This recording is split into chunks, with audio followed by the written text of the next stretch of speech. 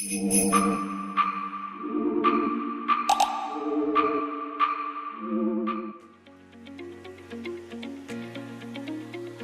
15 mai 2020 marque l'anniversaire de l'événement Afrobyte, le point de connexion entre l'industrie tech africaine et les autres communautés internationales.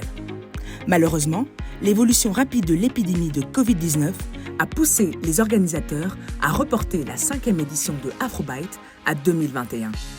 En cette occasion, Akili Show vous présente un retour sur image de la délégation congolaise organisée par le Congo Business Network lors de la 4e édition en 2019.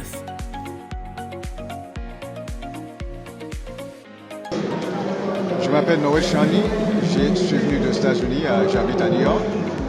Je suis le fondateur du Congo Business Network, un réseau international des professionnels et entrepreneurs congolais. On est venu parce qu'on a voulu accompagner des startups congolaises. On a amené à 5 startups venus de différents secteurs.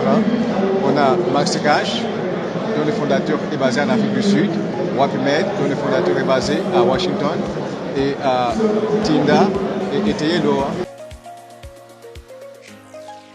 Bonjour, je suis Boni Maya, je viens de la RDC pour la 4e édition de Afrobyte et nous venons représenter la RDC à la session Pitch My Country.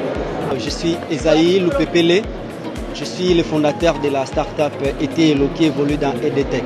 Nous on est Moko. Donc Moko c'est une application en fait de découverte pour la musique afro-caribéenne et urbaine.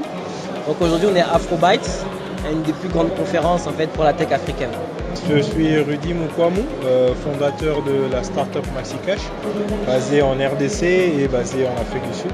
Nous sommes ici à Afrobyte pour essayer de présenter nos startups congolaises dans le module Pitch My Country, pour essayer de montrer aussi au monde que le Congo évolue quand même dans le monde de tech en concurrence avec les autres pays africains. C'est la première fois de venir à Afrobyte, c'est la première fois de venir à un événement en Europe et nous sommes ici essentiellement pour pitcher et entrer en contact avec des potentiels investisseurs qui ont confiance à Tinda. Afrobyte c'est un événement qui est vraiment incroyable. Ça permet de connecter en fait les plus grandes compagnies technologiques en un seul endroit.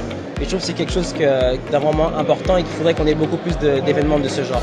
Tous les autres pays embrassent la tech, ont embrassé la tech et ont déjà évolué avec la tech. Voilà, parce que quand on regarde bien aujourd'hui, on a des pays comme le Kenya, l'Afrique du Sud, ils sont pas mal évolués dans la tech. Et on regarde le Congo aujourd'hui, on a quand même des potentiels talents qui sont capables de lever le pays et amener quelque chose de nouveau au pays dans la côté technologie. Donc c'est là pour ça qu'on est là aujourd'hui et on va montrer aux gens que voilà ce qu'on est capable de faire. Je pense à un de nos partenaires, Noël a dit, je pense que la technologie en fait en elle-même démarre au Congo. C'est-à-dire que la technologie dans la diaspora, en Europe et en Amérique est beaucoup plus évoluée.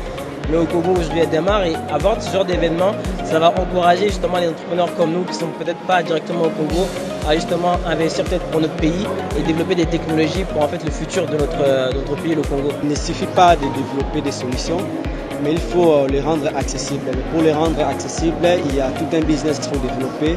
Les business, c'est les collaborations, c'est les réseaux, c'est les partenaires commerciaux. Et Afrobyte nous donne l'opportunité de rencontrer des partenaires commerciaux et des investisseurs.